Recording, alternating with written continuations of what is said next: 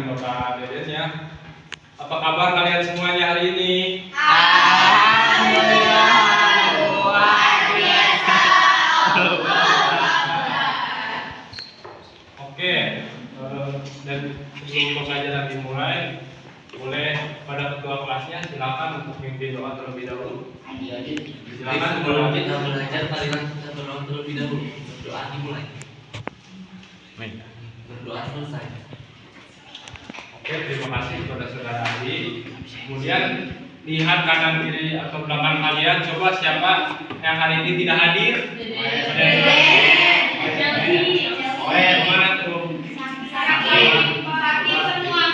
Oke, terima kasih ya buat anak-anak yang sudah hadir hari ini dan yang tidak hadir sekarang. Semoga kedepannya bisa mengikuti pembelajaran seperti biasanya. Semoga kalian semua selalu diberi kesehatan dan keberkahan. Amin. Sebelum pembelajaran dimulai, Bapak boleh minta tolong untuk berdiri semuanya. Kita melakukan screening terlebih dahulu.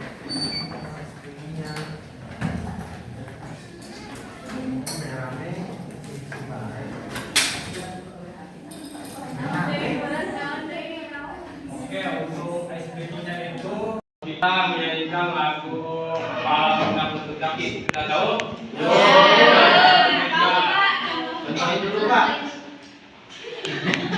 Jadi nanti kalau sudah kita nyanyi Kepala Pundak Lutut Kaki, dilanjut dengan semangat supaya kalian tetap semangat ya. Iya, Bapak.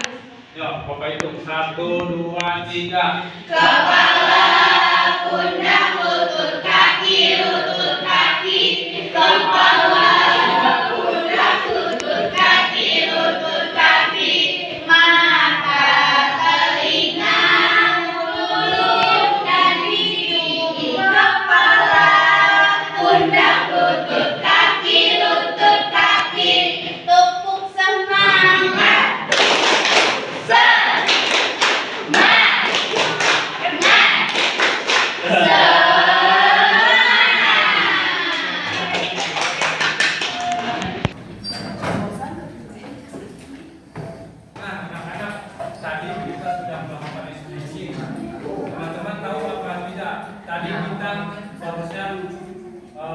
Apa saja tubuh kita yang bergerak? Semuanya. Tangan, Kepala, terus kaki, banyak, hidung.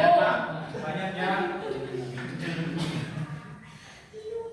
Nah, terus untuk sebelum lanjut ke pembelajaran ini tujuannya supaya kalian itu bisa mengidentifikasi organ tubuh yang berkaitan dengan sistem saraf dan bagaimana menjelaskan cara tubuh kita bergerak seperti itu ya. Nah, mungkin materi yang selanjutnya akan dilanjutkan oleh Bu Fani. Halo anak-anak. Hai, Bu. Perkenalkan, nama Ibu Fani Ramayati. Nah, di sini Ibu akan melanjutkan pembahasan yang sudah Bapak Deden jelaskan tadi, yaitu mengenai bagaimana tubuh kita bergerak. Nah, dalam materi bagaimana tubuh kita bergerak, di sini ada 3 topik. Yang pertama, Ibu akan menjelaskan mengenai topik A, yaitu tentang rangka, sendi, dan otak. Nah, rangka, sendi, dan otot merupakan bagian-bagian tubuh yang memiliki peran penting dalam sistem tubuh manusia. Nah, yang pertama yaitu ada rangka.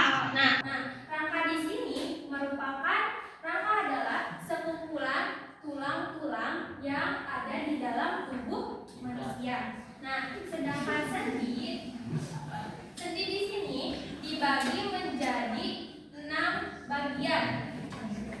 Nah, Ibu sebutkan yang pertama yaitu ada sendi putar, yang kedua ada sendi geser, yang ketiga ada sendi pelana, yang keempat ada sendi engsel, yang kelima ada sendi gulung, dan yang keenam ada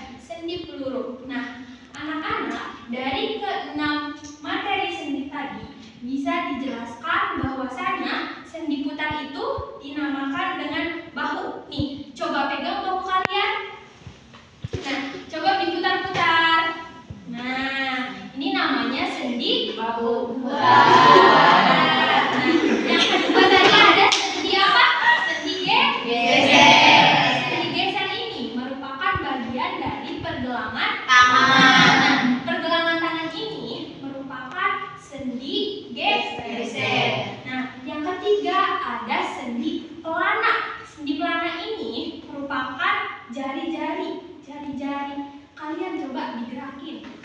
Nah, ini namanya sendi pelana. Nah, selanjutnya yang keempat yaitu ada sendi engsel. Sendi engsel nih. Ini sendi engsel. Coba sikutnya. Nih, di dalam sendi engsel ini terdapat tulang. Coba dicubit-cubit. Dicubit, kerasa sakit nggak? Enggak kan? Nah, selanjutnya yaitu ada sendi gulung. Sendi gulung itu ini nih, pergelangan tangan. Gini-gini. Nah, ini namanya sendi gulung. Nah, selanjutnya yaitu ada sendi peluru. Sendi peluru berada di perut. Coba panggul apa perut? Panggul ya. Nah, dari 6 bagian tadi kalian harus memahami macam-macam sendi. Selanjutnya yaitu ada apa? Otot. Nah, otot dibagi menjadi 3 bagian. Yang pertama ada otot polos, ada otot lurik, dan ada otot jantung. Nah, anak-anak, di sini ibu mempunyai wayang kerangka manusia. Coba. Nah, di dalam wayang kerangka manusia ini terdapat beberapa tulang. Coba lihat, ada tulang apa saja? Kelompok saja ada tulang apa? Coba.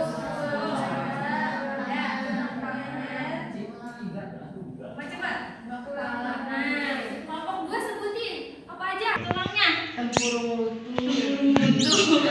Terus tulang pakis, iya, ada apa lagi? tulang Ini paha, apa? leher, Leher. Kelompok tengkorak. 3, kelompok siapa ini? Kelompok 2 ada tulang apa aja? Iya, Ibu.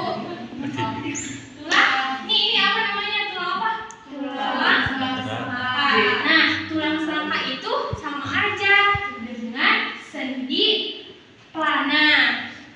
Nah, jadi di dalam rangka manusia itu terdapat 260 tulang. Di sini ada beberapa macam tulang. Yang pertama ada tulang tengkorak. Tulang tengkorak ada di bagian otak. Nah, selanjutnya ada tulang leher. Tulang leher ada di apa coba? Di leher. Nah, tulang selangka ada di mana? Ada di bahu. Tulang dada ada di dada.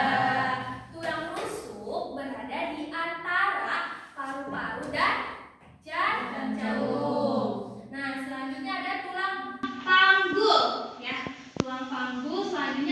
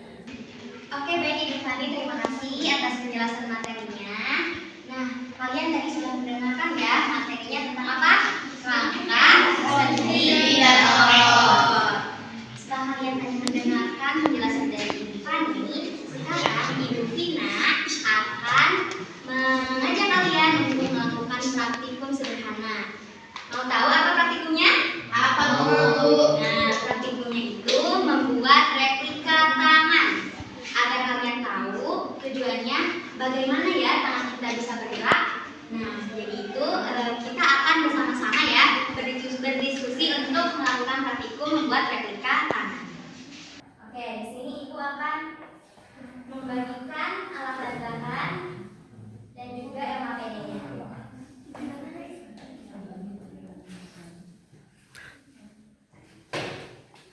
Nah, sebelum itu ibu akan membagikan kalian menjadi 3 kelompok. Yang di sebelah sini adalah kelompok 1, yang ini adalah kelompok 2, dan yang di belakang adalah kelompok 3. Oke, nah sekarang ibu akan membagikan alat bahannya ya. Kelompok 3.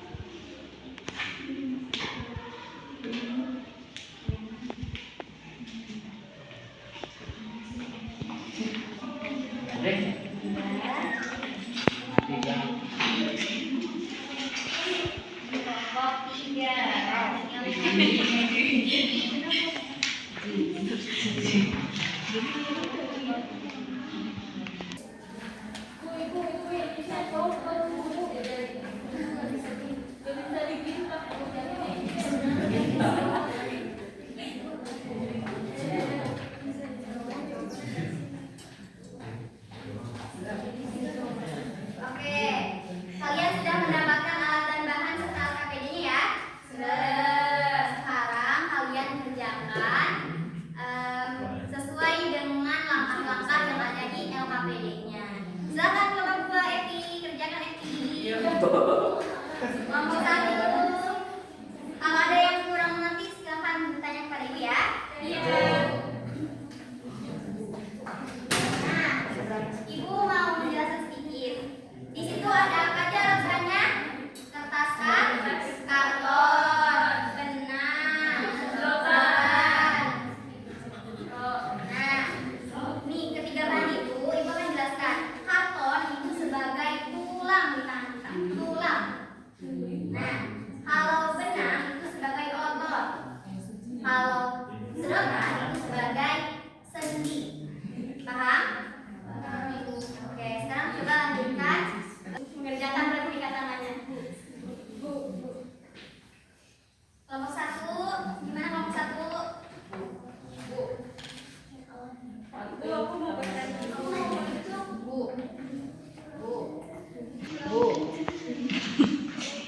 Kelompok 2, gimana kelompok 2? Nih, ini ya, nanti ibu benangnya masukin ke sini.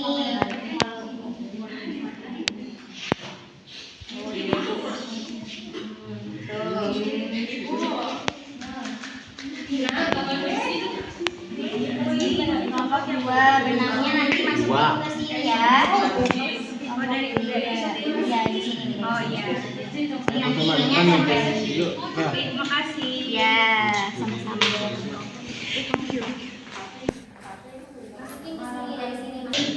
Oke, gimana rencananya sudah jadi? Sudah, Bu. Sudah bisa digerakkan? Tadi itu kertas karton sebagai apa? Alat rangka. Alat rangka sendi. Sendi itu sedotan. Kalau benang sebagai Oke, sekarang coba mulai dari kelompok 2. Tarik benangnya. Tunggu. Ya, sudah mulai bergerak ya. Sudah jadi ya, Bu. Coba sekarang kelompok 3. Gerak. Oke, bagus. Sekarang kelompok 1. Coba gerakan. Oke, kelompok 1 juga berhasil. Coba sekarang angkat replika tangannya. Ingin tahu? Wah, coba sekarang tarik benangnya. Wow. Ibu akan menjelaskan kenapa bisa ditarik benang tersebut dan tangan tersebut bisa tekuk. Itu karena adanya otot. Jadi tulang kita itu adanya otot, jadinya bisa bergerak. Sendi, otot, dan juga tulang, ketiga tersebut itu sangat penting dalam tubuh kita. Oke, selanjutnya setelah kalian praktekkan tadi, ibu ingin kalian kerjakan hasil pemahaman kalian setelah mengerjakan praktikum replika tangan. Silakan kelompok 2.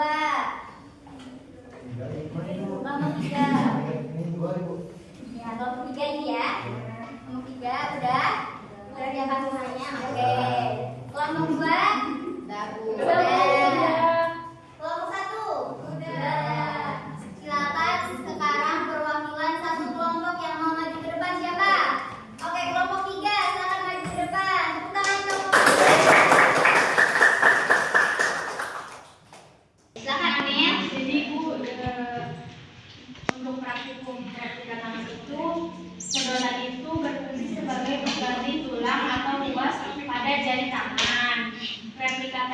Yang kedua itu replika tangan akan sulit bergerak dan jari-jari tidak dapat ditekuk lagi. Yang ketiga itu tali berfungsi sebagai pengganti otot atau tendon yang membantu menggerakkan jari tangan. Perhatikan ya, perhatikan. Yang keempat itu tali yang menarik bagian jari itu dapat bergerak. Yang kelima itu merasa senang dan tertarik dan lebih memahami cara kerja manusia setelah tadi mempraktekkan replika tangan. Yang keenam itu tangan dapat bergerak karena adanya kerjasama antara tulang, otot, dan sendi saat otot digerakkan dan jari-jari tangan pun ikut bergerak, Bu. Oke, sekarang kelompok 3 sudah maju ke depan. Apakah sama beberapa kalinya? Sama. Tepuk tangan untuk kelompok 3. Oke, berarti kalian sudah paham ya mengenai rangka, sendi, dan otot. Jadi kalau misalkan tangan kita tidak ada tulang, tangan kita tidak bisa bergerak. Jika otot tidak ada di tangan kita, berarti tidak bisa bergerak. Nah, kalau fungsi sedotan itu sebagai apa tadi? Sendi. Nah, jadi setelah kalian melakukan praktikum serta pemahaman kalian sudah belajar bahwa tulang, otot, sendi itu sangat penting bagi tubuh kita sebagai sistem yang sangat penting untuk membantu kita bergerak. Oke, kalian sudah paham ya mengenai materi ini? Nah, materi selanjutnya itu akan dibawakan oleh Ibu Yaya untuk melanjutkan praktikum selanjutnya. Terima kasih anak-anak, kalian sudah hebat melakukan praktikum replika tangan dengan baik dan benar.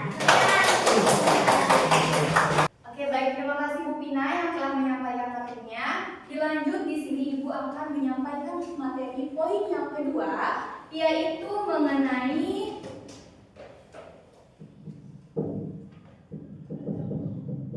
sistem saraf kabel panjang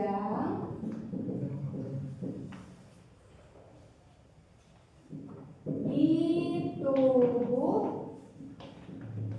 kita. Nah, di sini gua akan menjelaskan sistem saraf kabel panjang di tubuh kita. Sebelumnya, apakah ada yang tahu apa itu saraf? Ada yang tahu? Oke, jika belum tahu di sini gua akan memberitahu agar kalian lebih tahu tentang saraf. Anak-anak, jadi saraf adalah kabel komunikasi tubuh, jaringan komunikasi yang sangat super cepat menghubungkan antara otak ke seluruh tubuh. Fungsinya itu untuk apa sih Bu? Jadi fungsinya itu seperti kabel listrik yang mengirim pesan agar kita bisa berpikir, bergerak, dan juga merasakan. Lalu ada bagian utama dari sistem saraf, yaitu yang pertama ada otak, yang kedua tulang sumsum belakang, dan yang ketiga sistem saraf tepi. Yang pertama, otak adalah pusat kendali atau komputernya di tubuh kita. Lalu yang kedua, sumsum tulang belakang adalah penghubung antara otak dan seluruh tubuh serta merefleksikan gerakannya. Lalu yang ketiga ada sistem saraf tepi. Nah, serabut saraf yang tersebar ke seluruh tubuh berfungsi sebagai penghubung antara saraf pusat, indera, dan juga organ. Lalu ada juga cara kerja sarafnya, yaitu penerima sebagai penerima. Jadi indera perangsang atau menangkap apa yang kita pegang, contohnya saat kita memegang panci yang panas. Lalu ada pengirim, yaitu saraf pengirim sinyal ke otak kita, lalu diproses. Otak kita itu mengelola informasi dan menentukan refleksinya. Dan juga ada eksekusi yang terakhir, yaitu saraf mengirim perintah ke otak untuk melakukan gerakan. Nah, anak-anak, tadi kan sudah dibagikan lembar kerjanya ya. Coba sekarang buka dulu bagian yang sistem saraf.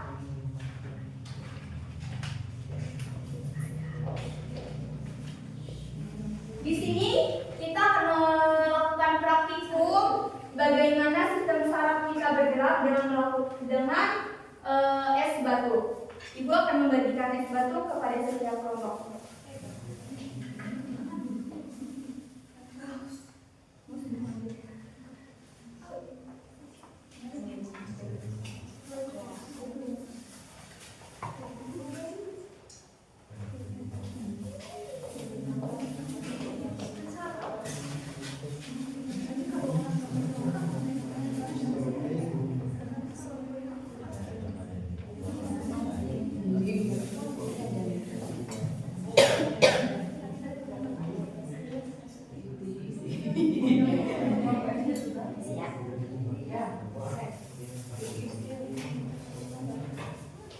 Udah memegang es batunya semua? Nah,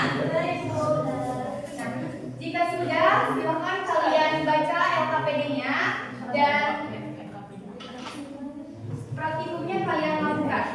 Apa yang dirasakan saat kalian memegang es batu?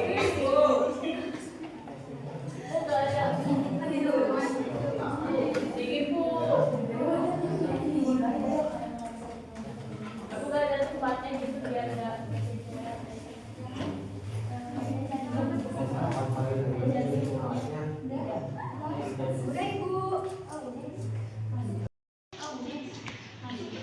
Ini berarti merasakan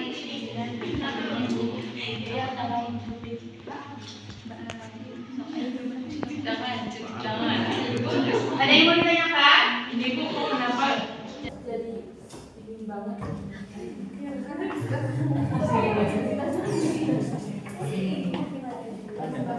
Karena ada es batu yang kita pegang. Nah, betul tadi kakak Nanda kan bilang, Ibu kenapa ini bisa dingin? Nah, berarti otak Nanda itu sedang memproses informasi bahwa yang dipegang Nanda itu ada rasanya, yaitu Nanda merasakan rasa dingin. Nah, jika ada lagi pertanyaan?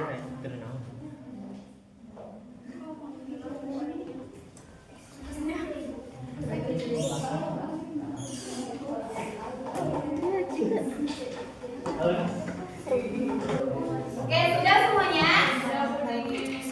Oke, jika sudah, siapa dari setiap kelompok ada yang ingin maju? Boleh kelompok satu.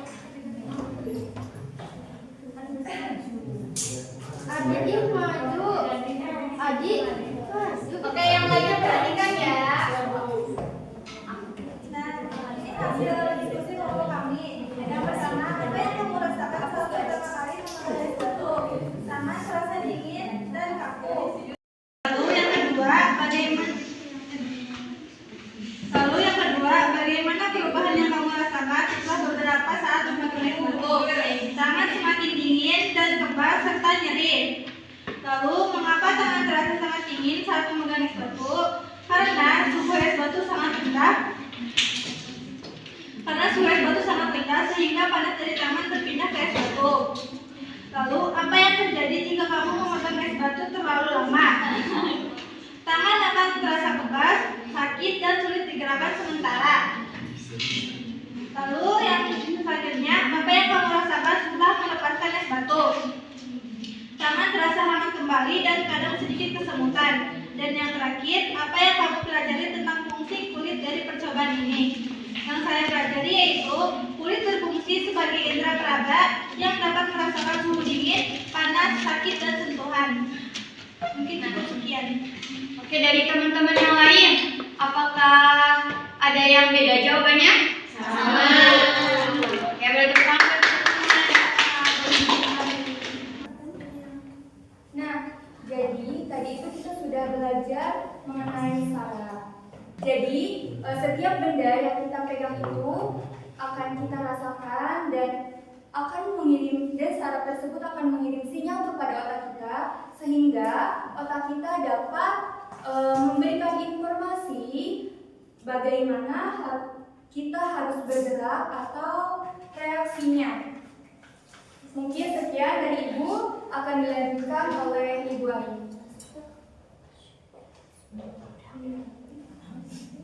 Oke, terima kasih kepada Bu Yaya. Sini, Ibu akan melanjutkan pemaparan materi selanjutnya, yaitu topik C, penyakit yang menyerang sistem gerak.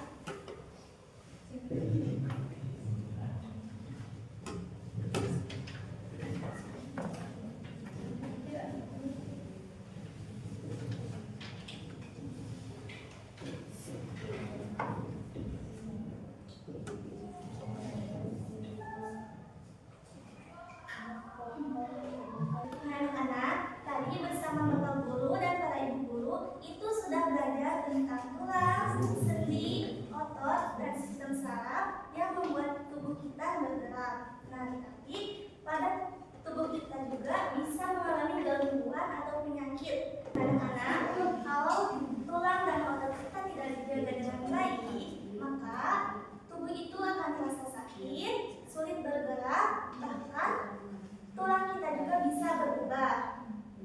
Nah, coba perhatikan di sini.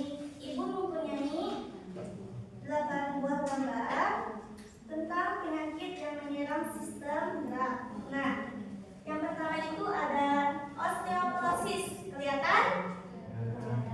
Nah, osteoporosis atau tulang rapuh. Jadi, osteoporosis ini adalah kondisi ketika tulang kita mudah rapuh dan lemah.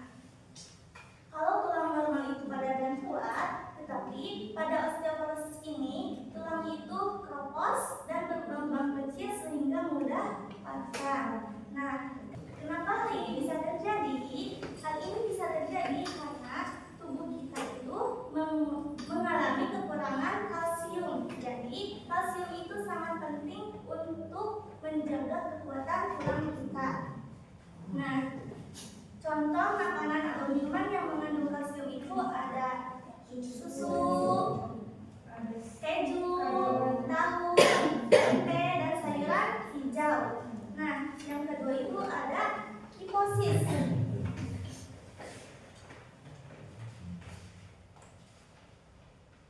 Kelihatan gambarnya? Kelihatan, Ibu. Nah, jadi kiposis ini adalah kondisi tulang belakang yang terlalu membungkuk ke belakang. Jadi, bentuk tubuh orang yang mengalami kiposis ini itu terlihat seperti membungkuk. Coba menurut kalian, ada yang tahu penyebabnya? Ya, betul. Jadi penyebab kiposis ini adalah salah satunya itu kebiasaan duduk membungkuk terus menerus. Nah, makanya kalau duduk harus tegak, jangan membungkuk. Oke, yang ketiga itu ada lordosis. Kelihatan gambarnya? Jadi, lordosis itu adalah kondisi tulang belakang yang melengkung ke depan. Kalau dilihat dari samping, tubuh itu seperti terlalu melengkung. Akibat dari penderita yang mengalami lordosis ini itu akan sering merasa sakit pinggang dan iya, betul. Ya. Lalu yang keempat itu ada skoliosis. Nah, kalau skoliosis itu tulang belakang menjadi bengkok ke samping. Jadi bentuk tubuhnya itu tidak lurus, tetapi miring ke samping seperti huruf S. Nah, biasanya ini terjadi karena posisi duduk yang salah atau sering membawa tas berat di satu sisi. Nah, makanya kalau membawa tas itu jangan berat hanya di satu sisi ya. Oke, selanjutnya yaitu ada defisiensi vitamin D. Defisiensi itu artinya kekurangan. Jadi, defisiensi vitamin D itu artinya kondisi tubuh yang mengalami kekurangan vitamin D. Oke, kalau misalnya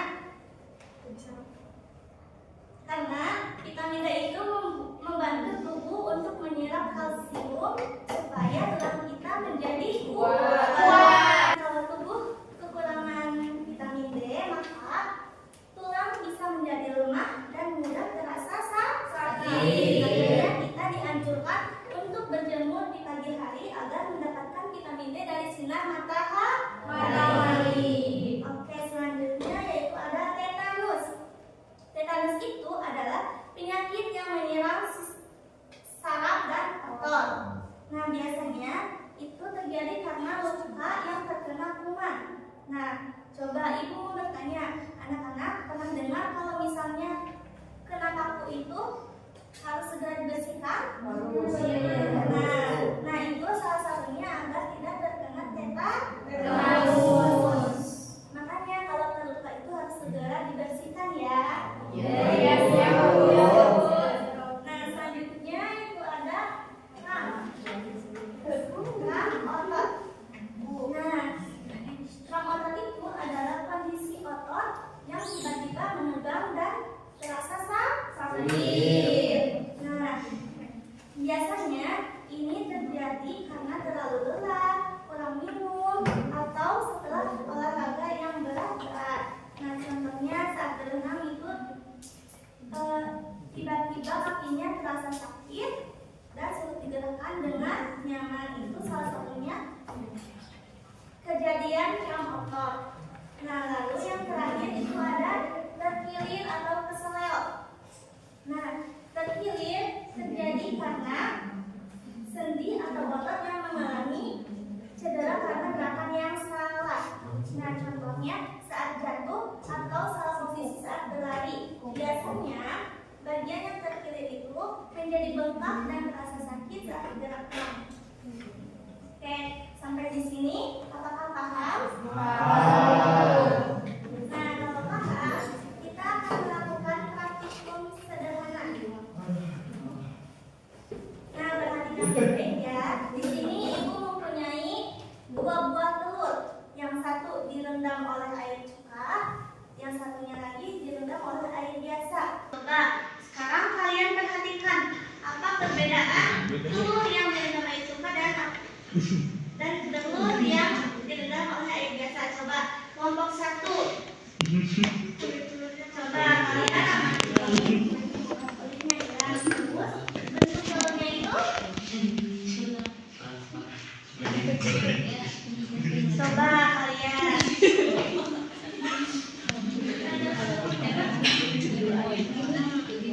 coba bagaimana kalau telur yang direndam air cuka? Lebih lunak dan lentur. Kalau misalnya telur yang direndam oleh air biasa? Oke, paham ya? Coba sekarang kelompok 2. Iya, Bu. Bagaimana? Coba kalian amati. Ini tadinya ada, tapi setelah oleh itu menghilang. Ini apa, Bu? Telur merah campur ini teh kulit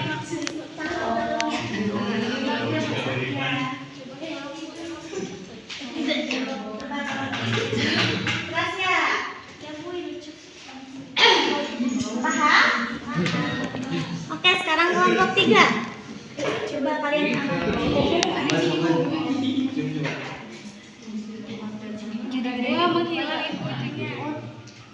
ya.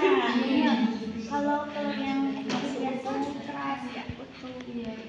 Wow. Sampai di sini paham? Paham.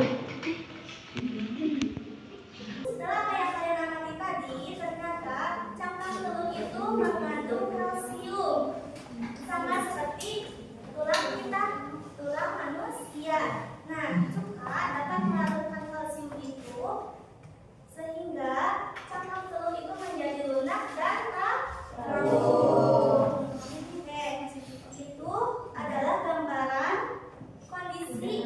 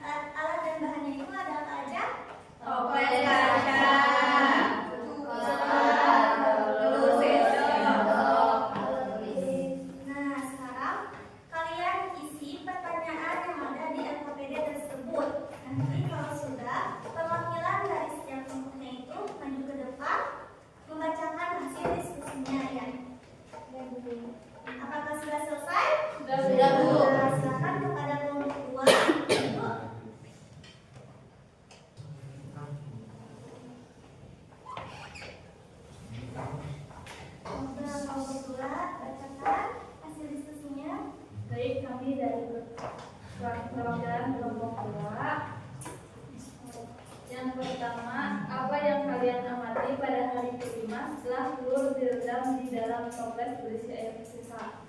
Jawabannya, pada hari kelima kulit telur menghilang atau menjadi lunak sehingga telur terasa kenyal. Yang kedua, apa yang dapat kalian simpulkan dari percobaan yang sudah dilakukan? Cuka dapat melarutkan cangkang telur yang mengandung kalsium sehingga telur menjadi lunak. Yang ketiga, apa hubungan antara eksperimen menghilangkan cangkang telur dengan sistem gerak kita, terutama tulang? Cangkang telur diibaratkan seperti tulang manusia karena sama-sama mengandung kalsium. Jika kekurangan kalsium, tulang menjadi lemah dan rapuh. Dan yang terakhir, apa yang terjadi jika tulang rangka kita rapuh? Tulang yang rapuh mudah patah dan membuat tubuh sulit bergerak atau beraktivitas. Mungkin itu jawaban dari kelompok 2. Nah, apakah sama jawabannya dengan kelompok 2? Sama. Tepuk tangan untuk kelompok 2. Nah, jadi begitu ya anak-anak. Dapat Ibu simpulkan materi poin C itu. Kesimpulannya, otot dan tulang itu harus dijaga kesehatannya dengan makan makanan bergizi, olahraga teratur, berjemur di pagi hari, dan menjaga posisi tubuh dengan benar. Paham? Paham. Oke, kalau paham, mungkin cukup sekian pemaparan materi yang dapat Ibu sampaikan. Selanjutnya akan dilanjutkan oleh Bapak Gani.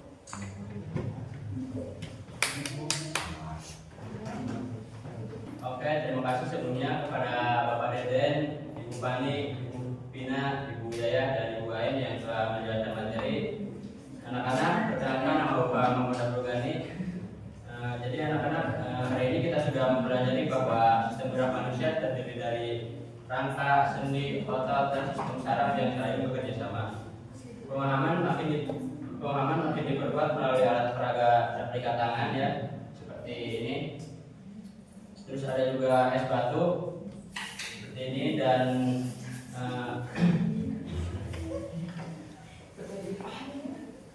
percobaan telur untuk menunjukkan fungsi serta pentingnya menjaga kesehatan sistem gerak.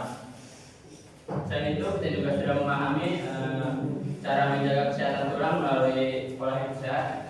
Nah, untuk memperdalam pemahaman kalian, Bapak minta kalian mencari informasi mengenai salah satu penyakit tulang atau otot, jelaskan penyebabnya, gejala, dan cara pencegahannya bagaimana.